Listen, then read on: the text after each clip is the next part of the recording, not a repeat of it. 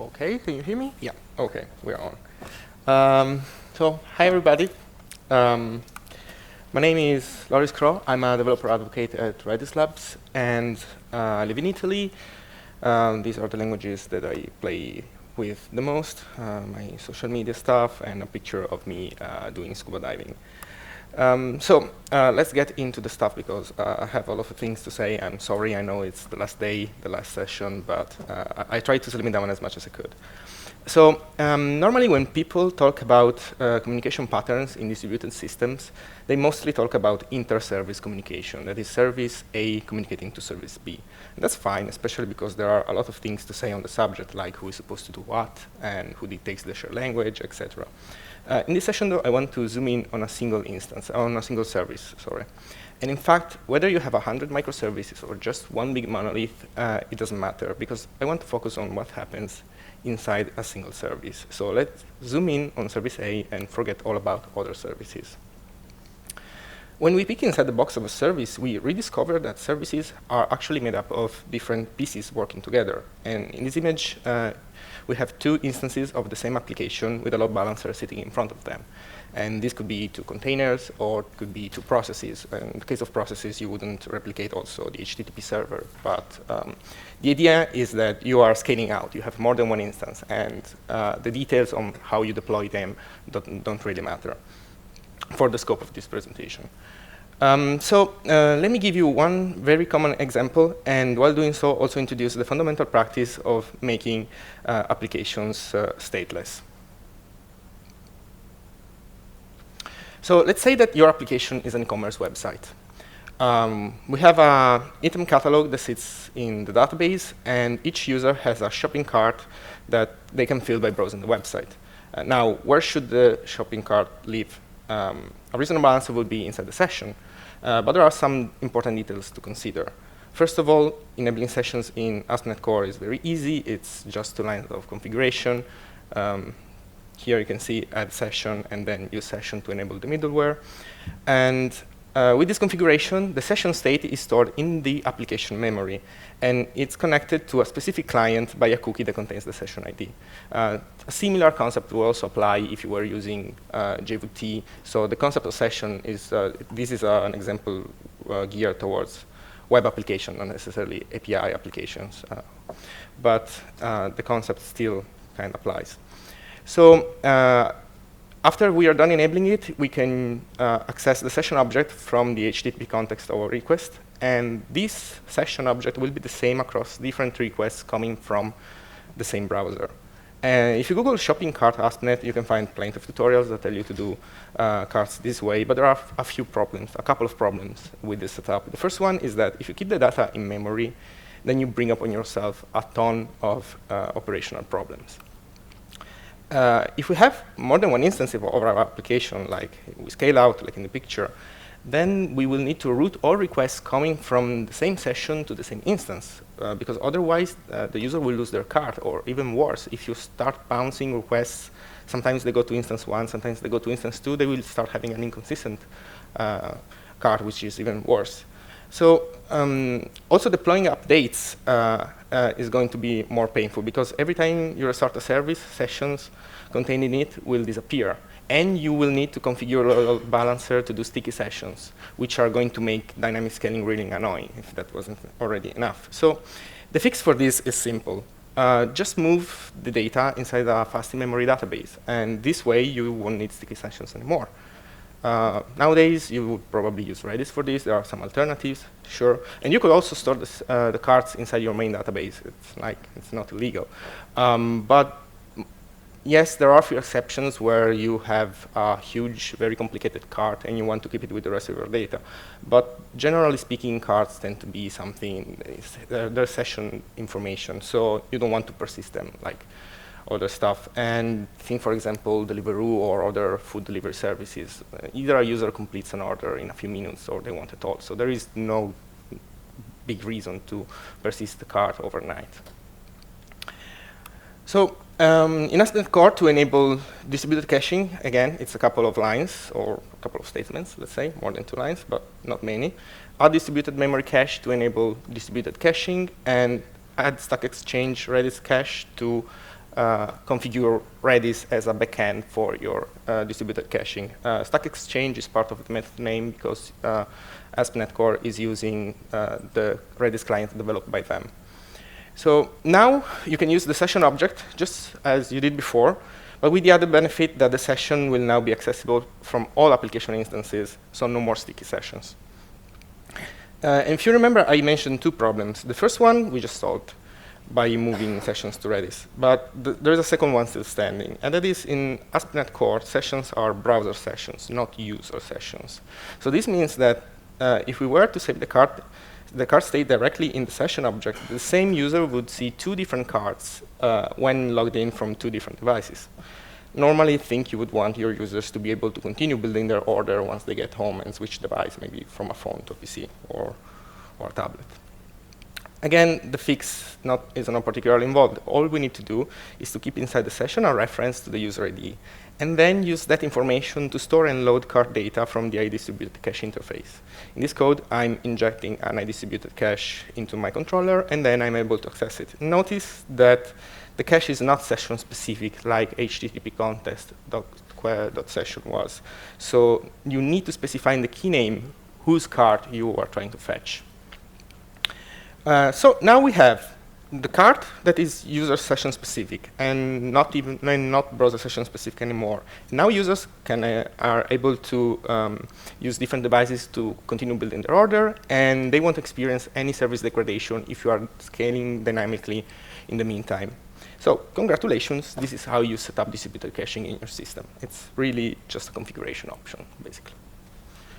So before we move on to the next subject, I just want to encourage you to read the official documentation to see what else is needed to do a proper production deployment, and also some of the generic methods that I was using, of course, like getCard, are extension methods that you are supposed to write, and this documentation explains you how to do it. It's mostly about serialization. So, okay, we spent enough time talking about sessions, and I think it was important to talk in detail about sessions because everybody has to deal with those problems, and also because sessions and caching are real coordination problems. But as an industry, we understand them fairly well. And when a problem is well understood, then you get an easy configuration option in your framework. But not every problem that we encounter is just as easy. So let's talk about the kind of problems for which you don't find a configuration option in .NET Core. As I mentioned in the beginning, I think we don't give enough love to inter-service coordination problems, and as a consequence, it's not trivial to map the whole space of patterns and problems that we can encounter in this scenario. For this reason, I'd like to mention a couple more examples to help us map the space a little bit. I don't want to get too much into the details of the next one because it's a very deep rabbit hole, but I'll mention the main problems associated with it. And that is live chat applications, IRC style. I hope everybody here has had a chance to try IRC in the past, or more recently, because it's still alive. I'm using it. And I'm not alone. But just to make it clear, this is what IRC looks like. It's just text, and messages are not persisted on the server, because you're supposed to see only messages sent while you were online and connected. Discussions are organized in channels, so you connect to a server, join a channel, or create a new one, or join more than one, and then you are able to chat with other people in the same channels as you are. So going back to the contents of our service box, if our application is now a chat server, so we're not doing e-commerce anymore, now we pivoted. If we scale out like in the picture, how do we make messages sent to one instance reach other instances? In the commerce example, there was no communication between users, so we could just simply distribute requests across multiple instances, and that was it. We just needed to take care of the share state. But now, if a user is connected to instance 1 and another one is connected to instance 2, and they are in the same channel, how do we make them communicate? You might say, why don't we just distribute channels among different instances and have clients make multiple connections if they want to join multiple channels? So you could say, if you want to connect to channels A and B, you have to connect to instance 1. If you want to join channels C and D, you have to connect to instance 2. But guess what? Doing this introduces a lot of operational problems, because now you must be able to address individual instances. And either your clients know how to do this, or your load balancer knows how to route connections correctly. And it's the session situation all over again. But with the only difference that where before we needed sticky sessions, now we need some other kind of routing policy based on the channel name. And like before, if you shut down an instance, you don't just disconnect a few users. You're going to completely kill a few channels, which is going to make it hard to do dynamic scaling. And if you think about it, in this case, probably your clients are going to hold long-running connections to your services, something like WebSockets. It's a chat application after all. And so you're going to disconnect somebody while doing dynamic scaling. This has to happen. But one thing is to disconnect a few people for a moment. Another thing is to kill an entire channel completely. And you cannot even design a graceful shutdown procedure for this configuration, for this case, because to do graceful shutdown, you would need to migrate a channel from the instance that you're shutting down to another one. And the only way to do that is via some kind of coordination between two instances, which is what we were trying to avoid in the beginning. So we're back to square one, actually square zero. So in the session situations, by moving sessions to a distributed cache, we were able to remove a lot of internal tension in the system. And in this other example, being able to connect to any channel from any instance has the same effect, because it's what allows us to treat the instances as cattle, not as pets. We don't want to have to address instances individually. So what we want is a way to keep a connection open between all instances, and when one receives a new message, it can then broadcast it to all other instances. In other words, we want a pub sub system.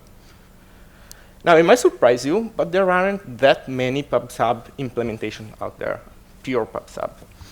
And more often than not, what you will find are queue implementations, message queue implementations that also support pub sub as a routing scheme. Which is fine in general, but it becomes unsustainable when you want both high throughput and low latency, like in the case of a real-time chat application. Pure pub sub is a synchronous, fire and forget communication pattern where producers publish messages on a channel, and all the consumers subscribe to that channel, receive the message. But because it's fire and forget, there are no acknowledgements, no X. And because it's synchronous, there is no persistence. So if your client loses its connection, all messages broadcasted in the meantime will be lost for that client. All of these seems quite limiting, but the truth is that when this is all you need, every other extra feature will potentially introduce delay and complexity with no benefit for you. So ZeroMQ and NanoSG are two very cool socket libraries for implementing PubSub and a few other messaging patterns. They are also brokerless libraries, meaning that participants must know how to connect to each other directly. They're very cool. They are also very low level, so they are used to basically build networking tools. Redis PubSub is a brokered version of PubSub, so Redis itself acts as the broker, so every participant connects to Redis, and then Redis does the message routing. And I can show you how to use it. It's very simple. Let's see if I can do that correctly. So first of all, I have to launch Redis server. You can see from the cool graphic that it's running. Also, I can show you a best practice for demonizing processes. Here it is. So Redis CLI is the command line client for Redis. I'm going to launch 2 instances, and I'm going to subscribe to a channel in one. And that is as simple as subscribe to maybe hashtag Redis. The hashtag, it's not mandatory. I'm just using it because we were talking about IRC, and in IRC, channels start with a hashtag, #, however you want to call it. So now this client is connected to PubSub and subscribe to the channel Redis. So in this other client, I can simply publish channel hashtag Redis, message, hello. The moment I send the message, the other client receives it. It's very simple. You can also do something more interesting. There's also another command, not clear, but another one called psubscribe. And I can psubscribe, the P stands for pattern. I can pattern subscribe to every channel that starts with #R. So every channel that starts with R. Now, if I send a message to Redis, I receive it. If I send a message to Reddit, I receive it. But if the message is sent to NDC, I don't receive it because it doesn't match the pattern. very simple. And keep in mind, subscribing to a pattern, it's not allocating extra memory, it's not creating topics. There is none of this stuff.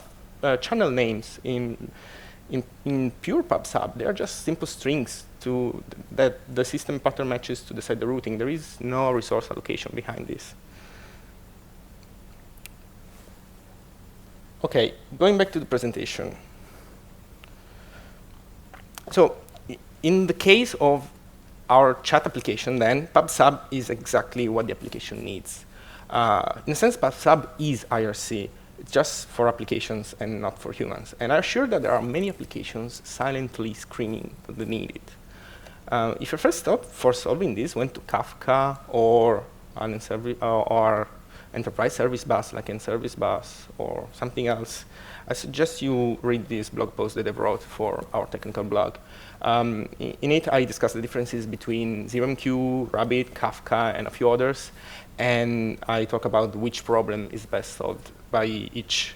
And I also recommend it if you want to know more about the difference between pure pub/sub and a system that is something else that also supports pub/sub as a routing scheme, because the differences are not trivial. So event streams and ESBs are important, fundamental communication mechanisms between different services. But my point is that pub/sub is equally important when coordinating instances of the same server, of the same service.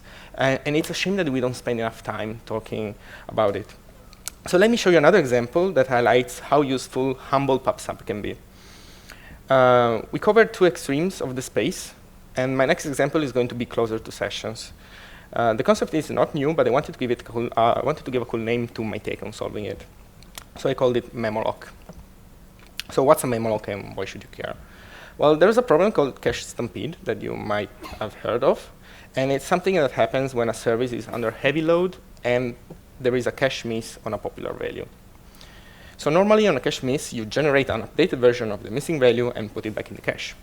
The problem is that generating that value is not immediate. And in the meantime, another instance could be trying to do the same thing, resulting in duplicate work. So if you look at the picture, you can see, let's see if I can use my mouse. Oh, yeah, I can. So you can see that this instance, the one right under Redis, is trying to get foo from Redis. Oops.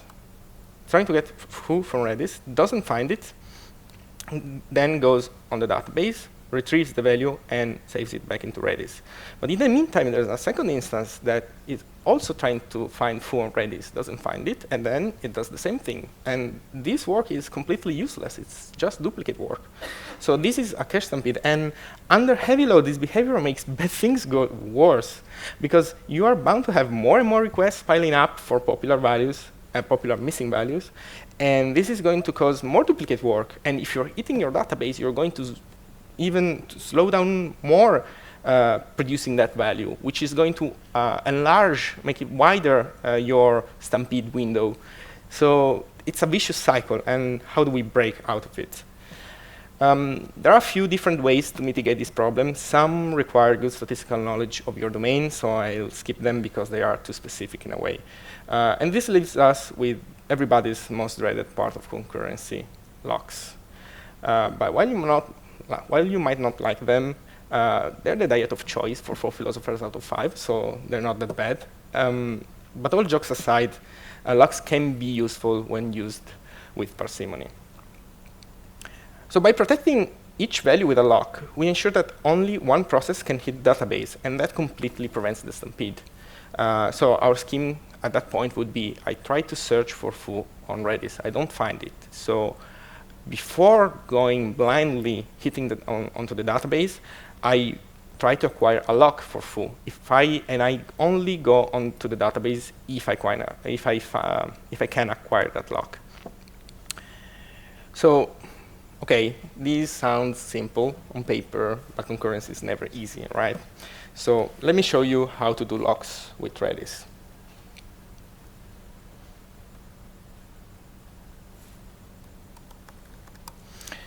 So Redis is a key value store, right? There are a few different data types. The simple one is our strings, of course. So I can set a string. I can set foo to hello.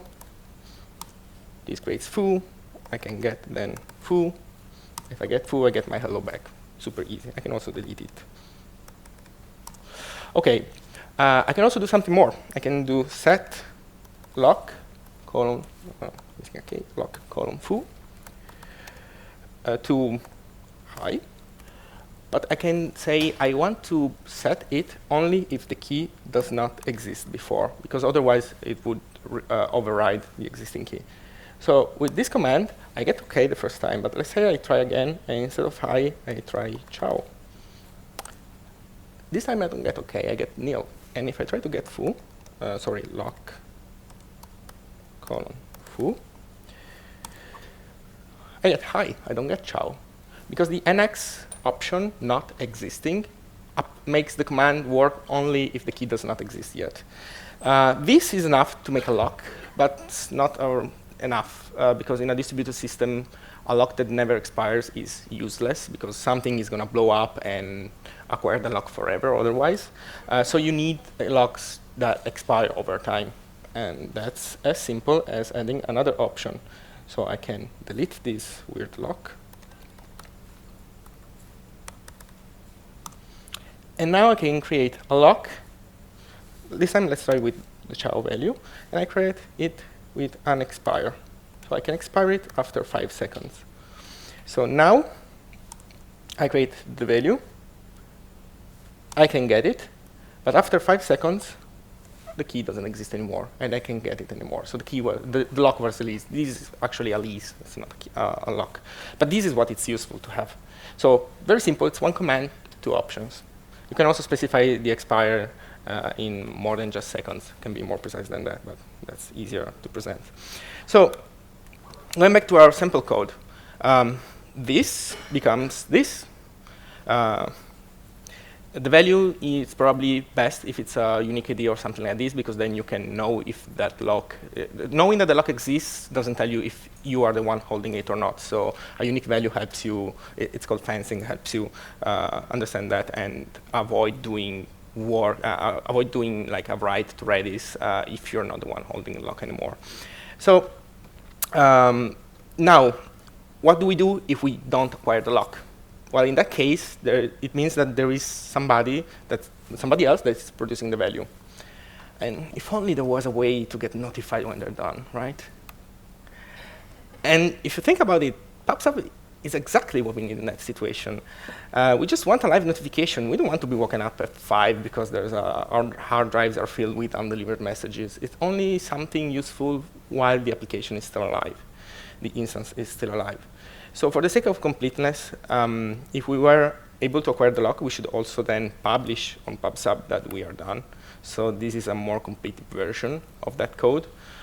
So you might now ask, OK, how much am I oversimplifying this code? Well, I'm not oversimplifying it that much. There are only 2 things that I'm not showing. One is timeout handling, because, OK, the lock expires. That's cool.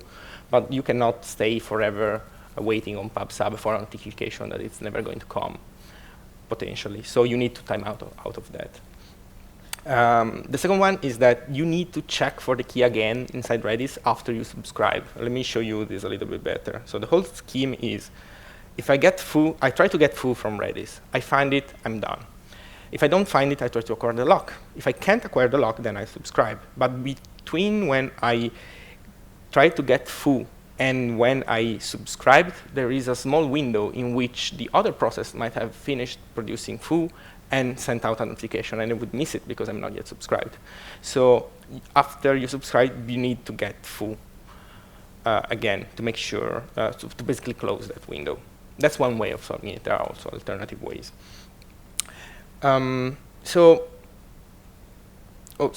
Skipping one part. Basically, what my implementation does is this. All you need to do is provide do work, this part here, your function that does produce the work. And inside your function, you can do whatever you want. You are not constrained to only take values out of a database. You could produce them in other ways. You could render a file, store it on a CDN, and just then put a link inside Redis as example. And this brings me why I called it memlock, because it's memoization in a distributed context, so it requires locking, memoization plus locking. If you never heard of memoization, which is, it's not a typo, it's memoization, not memorization. You can search for it on Wikipedia. Long story short, it's the concept of caching function calls. And so instead, you run a function once, and then you save that output inside a dictionary and use the input that you gave to that function as the key. So the next time somebody is giving the same input to your function, you just return the cache value from the dictionary instead of running the function again. I'm slightly abusing the term because usually this is a mathematical concept that applies to pure functions. Here it's not exactly the same, but in practice can work. You can use the same concept to apply caching to normal functions. So the code is available on GitHub. Christoph-IT is my account on GitHub, and the repository is called Redis-Memolock. I have two implementations up there. One is a C# implementation, one is a Go implementation. It's interesting to look at the two implementations and see how concurrency is handled differently between in different ecosystems. And also, they can interoperate, so you can have Go be producing a value, and in the meantime have a few C# instances waiting for the Go function to complete, because they are going to communicate through pub/sub, and so it's agnostic to the language. The only thing you have to be careful about is using a sane serialization protocol, because you will need to serialize and deserialize stuff from both languages. So I want to say a couple of words about Redis. This is the 2019 Stack Overflow survey, and like last year, Redis has been voted the most loved database. And if you've never heard about Redis or you've only used it for caching, you might ask yourself, why is that? Is it because it's fast? A lot of people are saying Redis is fast, but I don't think that's the case. I think it's because it helps you solve these types of coordination problems with simplicity, and because it's fast. Redis is all about simplicity, which, keep in mind, doesn't mean making things easy. It means making things not more complicated than they have to be, even when you're doing not easy things like concurrency.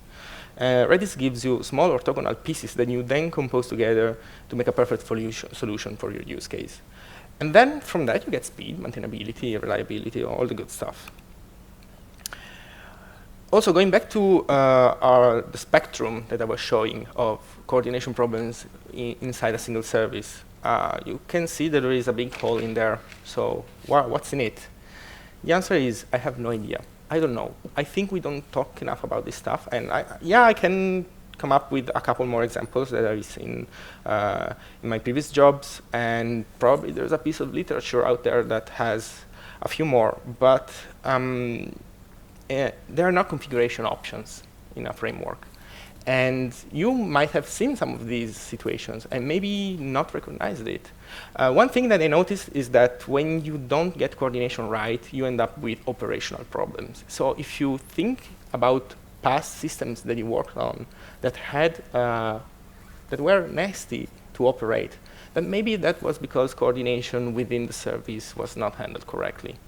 So if you can think of some, let me know, because I would love to give an updated version of this presentation where I just enumerate the problems and the relative configuration option in ASP.NET. That would be nice to have. So before I show you the code, quick commercial break. I work for a company called Redis Labs. We are a company of people that love Redis, and we're also world-class Redis experts. Big statement, I know. But well, we employ the creator of Redis, Anti-Reds, so that should account for something, but it's not just him. Everybody in Redis Labs has a ton of experience with Redis. And we're also hiring. So if you love Redis, let me know. You don't have to be a world-class expert. Don't worry, because we can make one out of you. What do? We develop Redis Enterprise and also a few Redis modules that work also on open source Redis. And Redis Enterprise is basically Redis plus enterprise stuff on top. And you can have it as a software and run it yourself on Kubernetes, whichever flavor you like, or you can have world-class experts run it for you as a service, DBaaS, or in your VPC, AWS, GCP, Azure, name it, you can have it.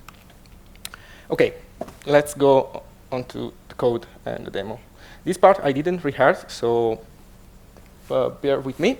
I'll try to do my best. I can see that the resolution is even better than what I anticipated, so I can zoom in a little bit to make it easier for you, maybe? Yes. OK. So this is a controller. I just set up a very basic project with the .NET command line tool. And this is just a very simple query controller. I can show you the interface of my Redis Memlock class. So different to what I showed in the slides, I'm just doing one extra thing, which is I'm giving a namespace to our items inside Redis. Namespaces are cool, so this allows you to deal with different objects with ease. So the naming scheme becomes then, I created here a Redis Memlock to cache query object. So in this example, I'm caching query objects. So I create a Redis Memlock. I say that this the tag for this type of objects is query. So the naming scheme becomes query : foo is the key that will hold the value. Query dash lock, slash lock : foo is the name of the lock key, and query slash notif is the name of the notification channel. As you can see, the usage interface is very simple. You define a timeout for your request, and then just invoke get resource. You give it a resource ID, how long should the request wait before going in timeout, and you supply a function. Inside your function, you generate your value. So in this case, a real example would be going onto the database and fetching the query set. But here, I'm just going to sleep to simulate the type of work. And in the end, your function has to return what you want to cache into Redis, so what the value is, and for how long that value should be cached before expiring.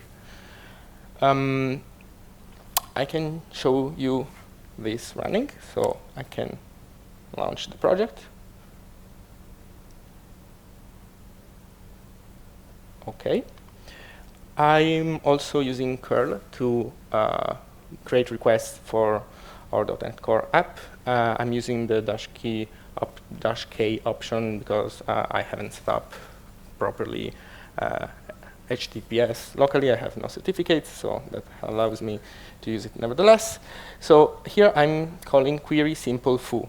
So query simple foo is this handler here that I was showing you before. Query simple foo. Let's see what happens. I'm going to launch it at the same time, well, kind of at the same time from both consoles. So you will see that calling it twice is going to cause working hard to show up only once, and they will both return the value at the same time. That log line is something I define in here. So this function only executes once. One of the two clients got the lock, executed the job. The other one was just waiting on pubsub. Extremely simple. There's another example, which is the external controller. The external controller uses get externally managed resource. And the idea is that maybe in your handler, you're not the one that is going to produce the value. Maybe you have an external executable that is going to produce it, something like PDF generating library, for example. And so here I'm just invoking the command, which in this case it's a Python script that is going to run a stemmer. So one of those tools of natural language processing that gives you the radix of a word, removes suffixes. And that's it. I don't even, here I'm not even waiting for it to complete executing. I don't care, because that executable is going to communicate with the rest of the system through pubsub. So let me show you. The script is actually in here. And stemmer.py is just Python script that uses the NLTK stemmer, produces the stem of the input value, and uses the appropriate scheme to set the key with the value and produce a notification on pubsub. So let me try to run this. In this case, it's ext dash, let me see. I keep forgetting. Stemmer. OK, cool. ext stemmer singing. I'm going to choose singing as a word. I'm going to do the same here.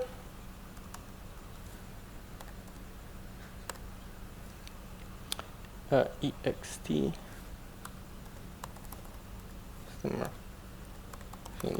well, actually, well, anyway, I'm going to do it twice, whatever. Again, stemmer shows up only once. Ignore the log line. And you can see that both got the result from a Python script. And it's very easy to integrate this stuff, because the only integration surface is one client library and two commands: subscribe and publish. Let me show you what I do in practice inside my implementation. So the Go implementation is a full-fledged Golang module, so you can actually import it if you're using a new version of Go. I haven't done all the work, all the necessary work to do it also in C#, because in C#, probably to make this useful, you would need to do all the to get the encapsulation right. I'm lazy, so I just did the minimum amount of work to show what the actual algorithm is. So let me start with the main body of our function, which is getResource, which is the implementation that works behind the scenes under behind a few public interfaces. So first, it's 101 to the slides almost. So first, we check if the resource is available on Redis. If we find it, we return immediately. If we don't find it, then we try to acquire the lock. If we get the lock, then we do the job. The difference is that if it's an externally managed job, so we just invoke an external process, and that process is going to do the publishing, then we don't do anything. Otherwise, if it's a C# function, like the first example that I showed you, then we take the result from that function. This is our do work function that you passed in as an input as an anonymous function. Then we run it, take the value, and store it inside Redis, respecting the TTL, the time to live that you defined for it. And that's pretty much it for that case. In case we don't find, we don't acquire the lock, we can't acquire it, so then we have to subscribe to PubSub, and I'm doing this with this setup notification function. Things get a bit more involved, as I will show you later. But the main, and timeout handling, again, very simple. I create a timeout task, and then I await on both the timeout task and the timeout and the task that should come back with a result from the notification. The first one that returns is the one that is going to decide what happens with this method. So if it's a timeout, we're going to throw a timeout exception. If it's not a timeout, we just return the value, and we're done. So it has to be all async await, because you can return the value immediately if you run the function, if you are the one producing the value. But if you're not the one producing the value, of course, you need a task or something along those lines. So setup notification is a bit more involved, because we are not, so using the Stack Exchange client, if you just call subscribe 10 times, you will instantiate 10 connections that are and each is going to subscribe to one channel, and you don't want to do that. You want one connection that subscribes to multiple channels. In this case, I'm subscribing with a pattern, so I'm subscribing to all resources of the type that are handled by this controller. So with the query type, this would subscribe to all channels that start with query /notif. So internally, I'm going to basically multiplex that connection. I'm going to keep in memory a dictionary that contains for each channel a list of tasks that are waiting for a notification coming for the, in that channel. So there is a dictionary then that is shared. I can show it on top when I instantiate it. This is a concurrent dictionary. It has to be a concurrent dictionary because you could schedule all of these functions in different threads. You could handle concurrency however you want while calling the functions. So we need to ensure that we don't do something wrong by having two threads touching the same dictionary at the same time, unless it's a concurrent dictionary. And concurrent dictionaries basically give you this add or update function, which is interesting because basically you give it the key that you want to lock create or change inside your dictionary, and then you give it a Lambda function in which you apply the change that you want. It's very easy then. It's a one-liner, and this way I'm completely avoiding any kind of weird coordination, weird concurrency problem within C#. So after I subscribe to the notification, then I check again on the database if the key is available, as I told you before, because there is that small window that would otherwise make this algorithm wrong. Let me show you where I set up the pub sub subscription. Here, I'm creating a Redis channel. I'm telling to the client that it's a pattern channel, so the star should not be taken literally. Like if you use subscribe and a star, not p-subscribe, then the star will have a literal meaning, will not have the pattern meaning, the usual pattern meaning any character after me, after the previous one. So when I subscribe, I just give it a handler function, and that handler function has to basically do only one thing: receive a message. The message will contain in it. You will receive then to which channel the message was sent, because you're subscribed to a pattern, so you have to know which precise channel the message was sent to, and then the actual message body. And here, all I'm doing is trying to remove that key in order to obtain a wait list. And then I'm just gonna iterate over that wait list and resolve all tasks within it. One other interesting thing is that usually if you just create a normal task, tasks are supposed to be resolved by functions that do normally I/O. In this case, we are creating a special type of task that is manually triggered by us at a later stage. Here we're triggering it, but let me show you where I instantiate it. Here I'm creating a task completion source, which is a type of task that then exposes a method to manually trigger it by using try-set-result. There's also a few methods to fail it and do all the normal stuff that you expect from tasks. So before I conclude the talk, let me show you one last example. It's a bit corny, but I took the time to write it and I wanted to show it. I created another handler which contains, as I said, a corny joke. So it's x/joke. So take a look at what happens in the .NET Run console.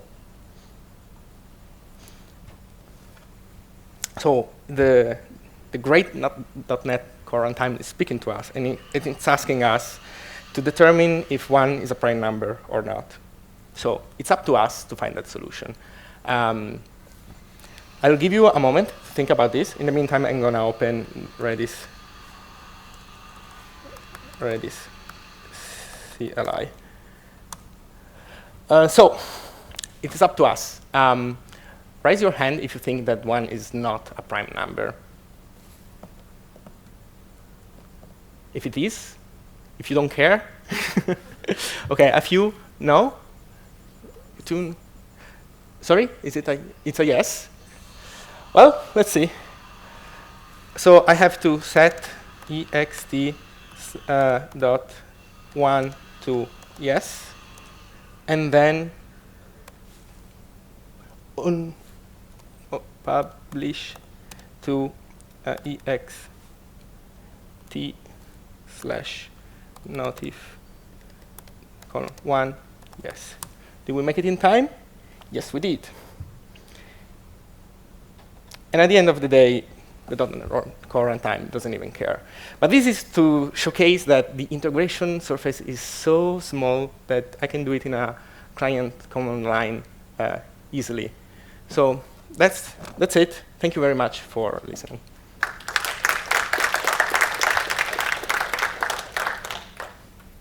have a question. Sure. You don't unsubscribe for the channel? So unsubscribing for the channel would be a cleanup procedure that you do when you are shutting down your service, basically, or when you are destroying the instance of a specific Redis memlock object. In general, you don't subscribe to the single channel because you are subscribed to a pattern. So you want to get all notifications coming to that pattern, and the subscribe, unsubscribe in a sense, I'm doing it manually inside my handler by removing from the dictionary object the list of callers of coroutines, whatever you want to call them, frames waiting for a notification on that channel. So that's, in a way, my unsubscription that happens. Are there any other questions? Seems not. So then, thank you very much.